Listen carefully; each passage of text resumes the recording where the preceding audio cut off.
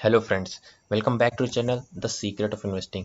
अगर आपको भी लगता है कि आप लोगों ने केमिकल स्टॉक में इन्वेस्टमेंट नहीं की है और करनी चाहिए, तो आज इस वीडियो में एक ऐसे ही स्टॉक के बारे में हम लोग डिस्कशन करने वाले हैं जिसने अभी तक कुछ खास परफॉर्मेंस नहीं की है, लेकिन आने वाले टाइम में आपको बहुत ही अच्छी तरीके से परफॉर्म होता हुआ दिखाई देगा। आपको बहुत ही बड़ा मल्टीबैगर बनता हुआ दिखाई दे सकता है। आप लोग अगर किसी भी स्टॉक में इन्वेस्टमेंट करने जाते हैं तो आप लोग सबसे पहले देखते हैं कि किस तरीके से उसने प्रीवियस ईयर डाटा है, क्या उसका परफॉर्मेंस रहा है। और आप लोगों को भी पता है कि पिछले एक साल में केमिकल सेक्टर बजिंग सेक्टर रहा है। बहुत ही शानदार रैली हर केमिकल स्टॉक ने दे दी है, लेकिन इसने अभी तक कुछ खास परफॉर्मेंस नहीं किया है, क्योंकि ये अभी कुछ समय पहले ही मार्केट में लिस्ट हुई थी। तब से कोविड की सिचुएशन की वजह से इस पर बहुत ही ज़्यादा भारी मार पड़ी है। इस वजह से इसका बिजनेस भी कुछ खास काम नहीं कर रहा है। लेकिन आने वाले टाइम में आपको भी पता है कि किस तरीके से केमिकल स्टॉक ने पिछले 5 या 10 सालों में परफॉर्म किया है, और ये स्टॉक भी उसी तरीके से आपको परफॉर्म करता हुआ दिखाई देगा। तो हम लोग बात कर रहे हैं आज इस वीडियो में गुजरात फ्लोरोकेमिकल्स लिमिटेड। जी हाँ दोस्तों, बहुत ही शानदार कंपनी है। आने वाले टाइम में आपको अच्छा परफॉर्म करती हुई दिखाई देगी। अगर आप लोग मार्केट कैप नज़र डालें तो 10,191 करोड़ का मार्केट कैप है। अगर आप लोग इसको कंपेयर करेंगे किसी भी केमिकल स्टॉक से, तो आपको मार्केट में केवल 5 ही कंपनियां ऐसी नज़र आएंगी जिसका मार्केट कैप इस कंपनी से ज़्यादा है। पहला Aarti industry, Atul industry, Vinati organic, alkyl amine और नवीन फ्लोरीन। यहाँ दोस्तों केवल यही 5 कंपनियां हैं जिनका मार्केट कैप गुजरात फ्लोरोकेमिकल से ज़्यादा है। बहुत ही शानदार कंपनी है। बाकी सब स्मॉल कैप कंपनियां हैं, हालांकि ये भी अभी स्मॉल कैप ही है। इसको भी आने वाले टाइम में थोड़ा टाइम लगेगा मिड कैप बनने में या अपने बिजनेस को ज़्यादा एक्सपेंड करने में। अगर आप लोग जानें कि फ्लोरोकेमिकल्स बिजनेस में बहुत ही शानदार तरीके से आपको परफॉर्म करते हुए दिखाई दे सकता है।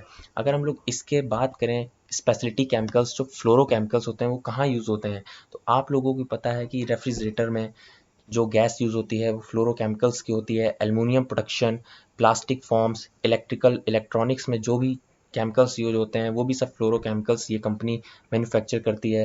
हीट वेंटिलेशन में जो केमिकल्स यूज़ होते हैं, एसी, सेल्फ चिलिंग ब्रीवरेजेस में जो केमिकल्स यूज़ होते हैं, मशीनरी इक्विपमेंट आते हैं अलग अलग टाइप के, उन सब चीज़ों में आजकल केमिकल्स यूज़ होते हैं। तो आप लोग को भी पता है कि केमिकल सेक्टर आने वाले टाइम में ऐसा नहीं हो सकता कि वो बंद हो जाए या कम चले, क्योंकि आने वाले टाइम में केमिकल्स का स्कोप बहुत ही ज़्यादा तेज़ी से बढ़ेगा ही, कम नहीं हो सकता दोस्तों।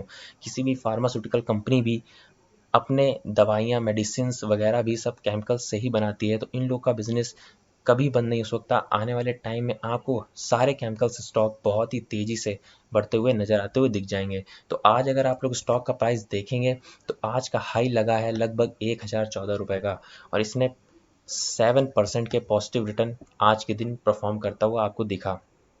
दोस्तों ये अभी 2019 में मार्केट में लिस्ट हुई थी, वहाँ से बहुत ही कम परफॉर्म करा है इसने। अगर हम लोग एक साल के रिटर्न्स की बात करेंगे तो आप लोग ज़रूर देख सकते हैं 195% के पॉजिटिव रिटर्न आपको यहाँ पे नज़र आते हुए दिखेंगे, क्योंकि मार्च में लो लगा था लगभग 298 रुपये का, और वहाँ से बहुत ही शानदार रैली कंपनी ने दिखाई और 950 का हाई लगा दिया।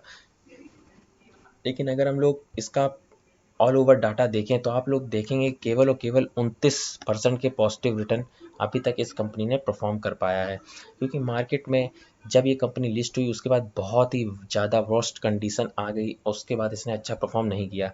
लेकिन अगर आप लोग प्रीवियस ईयर डाटा देखें तो कंपनी बहुत ही ज़्यादा शानदार है। आपको कहीं नज़र नहीं आएगा कि कंपनी ने कुछ ऐसा परफॉर्म किया जिससे कंपनी आने वाले टाइम में आपको अच्छा परफॉर्म ना कर सके। क्वार्टर ऑन क्वार्टर बेसिस पे कंपनी अच्छा परफॉर्म कर रही थी। सितंबर 2018 में नेट प्रॉफिट जनरेट करके दिखाया लगभग 127 करोड़ का। मार्च 2019 में इसका नेट प्रॉफिट जनरेट हुआ लगभग 585 करोड़ का। जून 2019 में इसका नेट प्रॉफिट जनरेट हुआ 112 करोड़ का। उसके बाद जब सिचुएशन बदली, जून आया, कोविड की सिचुएशन बढ़ी, तो सारी कंपनियां बंद हो गई। इसके केमिकल्स बिजनेस में जो जो चीज़ें इक्विपमेंट में यूज़ होती थी वो उनकी भी बिजनेस बंद हो गए, तो इसका केमिकल का बिजनेस भी थोड़ा सा ज़रूर इफेक्टेड हुआ। जहां आप लोग देख सकते हैं मार्च 2020 का डाटा 29 करोड़ का नेट प्रॉफिट, फिर जून 2020 का केवल और केवल 70 करोड़ का नेट प्रॉफिट।